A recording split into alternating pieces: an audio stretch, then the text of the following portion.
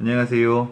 당신의 변호사 박변입니다. 오늘은 협의이혼 절차에 대해서 좀 구체적으로 살펴보도록 하겠습니다. 이혼에 있어서 말씀드리는 크게 네 가지 쟁점, 이혼 여부에 대한 의사, 재산 분할에 대한 의사, 위자료에 대한 의사, 자녀 양육과 관련된 의사, 이 네 가지가 모두 다 협의가 이루어졌을 때, 합의가 이루어졌을 때 비로소 할 수 있는 것이라고 생각하시면 됩니다. 그 절차는요, 이렇습니다. 협의 이혼 의사 확인 신청서를 제출하도록 되어 있고요. 위서류가 혼인관계증명서, 기본증명서, 가족관계증명서, 주민등록 초본, 이게 각각의 명의로 필요하다는 건 지난 영상에서 말씀을 드렸고요. 미성년 자녀가 있는 경우에는 미성년 자녀에 관련된 서류들도 필요하게 되어 있습니다.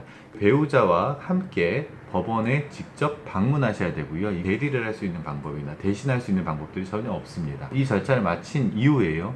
법원에서 부모 교육을 받도록 되어 있습니다. 강의식으로 이루어지거나 아니면 뭐 상담을 하거나 그런 절차들이 아니고요. 비디오 시청 한두 시간 정도 하는 것으로 마무리가 됩니다. 그 내용 자체가 이혼 이후에 결코 해서는 안 되는 행동들에 대해 가지고 교육을 받습니다. 그런 다음에요. 숙려 기간이 지나기 전에, 숙려 기간은 미성년 자녀가 있을 때는 3개월, 미성년 자녀가 없을 경우에는 1개월입니다. 그 기간이 지나기 전에 미성년 자녀가 있는 경우에는 양육에 관한 협의서를 제출하도록 되어 있습니다. 숙려 기간이 지난 후에 다시 한번 참석하셔서 이번에도 같이 부부가 가셔서 이혼 의사를 확인해 받습니다. 이혼 의사를 확인받는 절차가 끝나면 관할 시, 군, 구청에 가셔서 이혼 신고를 하시면 혼인관계가 종료가 됩니다. 두 가지 정도 생각하셔야 됩니다. 숙려 기간 중에 이혼 의사가 바뀌는 경우가 한 가지가 있을 거고요. 또 한 가지, 자녀 양육을 어떻게 해야 될지에 대해서 협의가 이루어지지 않는 경우에는 협의 이혼이 이루어질 수가 없습니다. 협의 이혼이 안 되면 다시 재판상 이혼을 가셔야 됩니다. 숙려기간 3개월 동안 이혼을 위해 가지고 준비했던 시간과 노력은 종료가 되어버리는 거고요.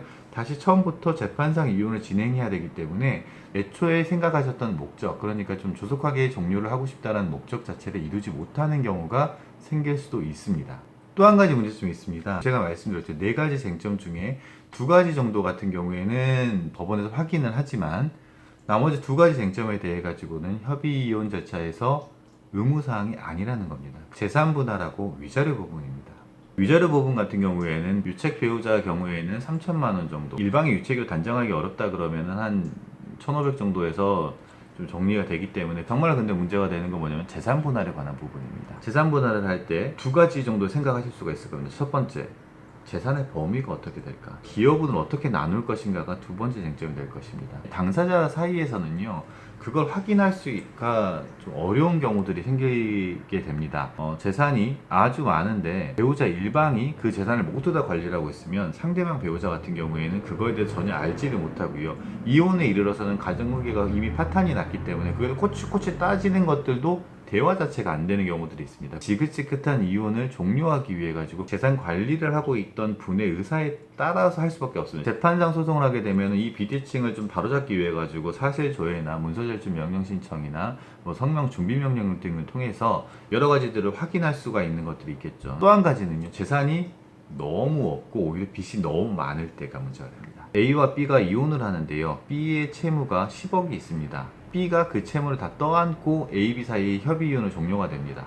그리고 유일하게 남은 X라는 부동산에 대해 가지고 A에게 넘겨주는 절차를 해버립니다. B의 채권자들은요, A와 위장 이혼을 했다고 주장을 하면서 사형이 취소소송이 들어오는 경우가 있겠죠. 재판을 통해 가지고 내가 기여분이 이거였기 때문에 내가 X라는 부동산을 가지고 왔다라는 절차를 확실하게 겪어줘야지 혹시라도 있을 수 있는 사형이 취소소송이라든지 채권자들의 법적 분쟁을 피할 수 있는 방법이 될 수가 있습니다. 혼인관계를 조속히 종료시키는 것에만 급급하지 마시고, 만약에 본인의 상황이 협의 이혼 절차를 이행하셔도 된다고 하더라도 전문가인 변호사를 좀 찾아오셔가지고 확인을 꼭 하시고요. 그 협의 과정에서 재판상 이혼에 준하는 정도, 그러니까 재산 분할이라든지 위자료 부분에 대해서 명확하게 하시는 부분들이 바람직하지 않나라고 저는 생각을 합니다. 꼭 상담하시고 안전한 이혼을 하시기를 바라겠습니다. 이상 여러분의 각변이었습니다.